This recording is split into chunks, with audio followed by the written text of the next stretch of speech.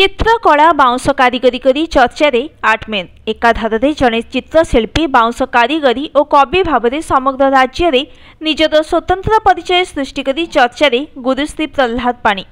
षष्ठ श्रेणी पाठ पढ़ी निज बापा प्रेरणा आज बेस परिचित यह आर्ट मनीष एभली एक नियारा मनीष देखा मिली भद्रक ब्लॉक अंतर्गत कली कंटापड़ा गाँव में पिला दिनरू आरंभ करिथिबा निजर कला पई लोकंक हृदय रे बेस आदृत होई पारिछंती एही नियारा मनीष समाज रे चलीथिबा निशा सेवन महिला को अत्याचार को रोकिबाकू सचेतन वार्ता देबा उद्देश्य रे काठ बाउंस और कानभास रे सुंदर चित्रकला निर्माण करिछंती प्रह्लाद पाणी सेहीपरि इरम गोलीकांड कोरोना उपरे मध्य सचेतनतार वार्ता देइछंती निजर कला माध्यम रे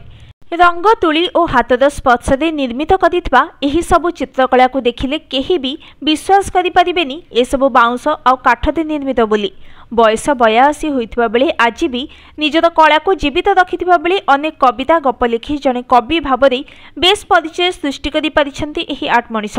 राज्य तथा राज्य बाहर निजर कला को नहीं प्रशंसित होइथिबा बेले गुरु श्री प्रह्लाद निज ग्राम रे अनेक युवक मानक निजर कला विद्यार शिक्षा दे रोजगार बाट देखाइछंती बोली कहंती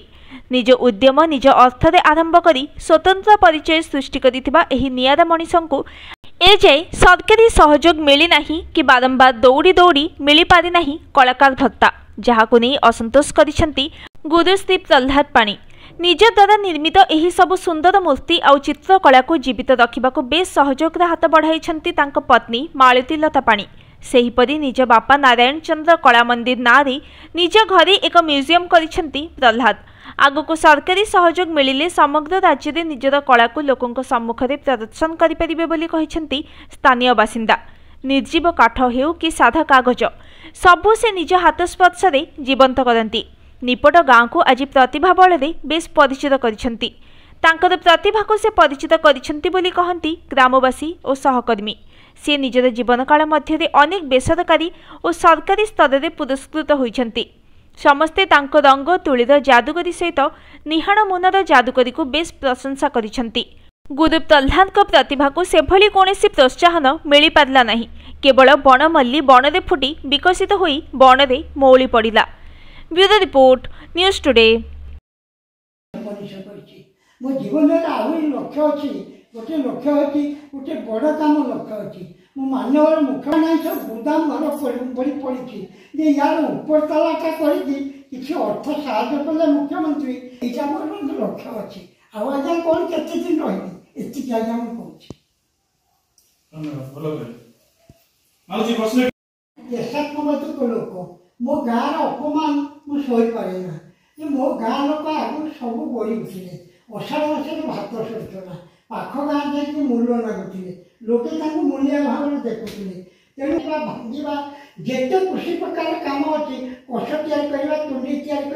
कृषि कम सब शिखी मो लोक शिखे पितल कि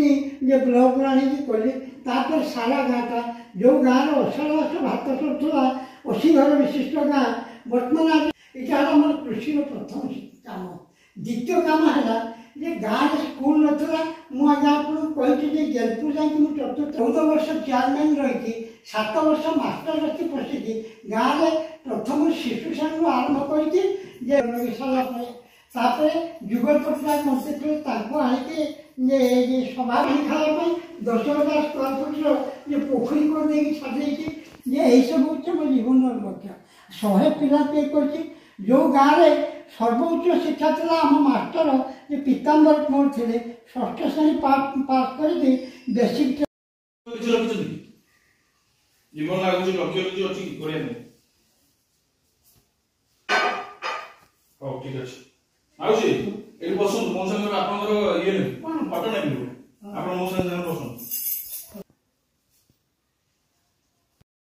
केतरा बही लिखलिने एवं कोन पई बही लिखि आपन मने मन वर्तमान सुधा मैं 4 खंड बही प्रकाश पाइछि जे मु गोटे स्वभाव प्रत्येक काम से अन्य लोक जन कर मुझे कहीं पारिबे तेणु जे मु प्रथम कविता लिखी मैंने गल्प बही लिखी मझी पाउचर देखा जी कि आम राज्यपाल माने प्रशंसा काव्य लिखी काव्य माधुरी तापर आम कलिंग पुत्र नाटक लिखी आम कलिंग युद्ध उपरे तापर ये पल्ली दर्पण भगवान श्रीकृष्णଙ୍କର ଗୋପଲୀଳା ପର୍ଯ୍ୟନ୍ତ ଭାଗବତ ଲୀଳା ଅନେକ ବହି ମୋର 10 ଖଣ୍ଡି ବହି ଆଉ ଛପା ହେଇପାରୁନି ପଇସା ଅଭାବରୁ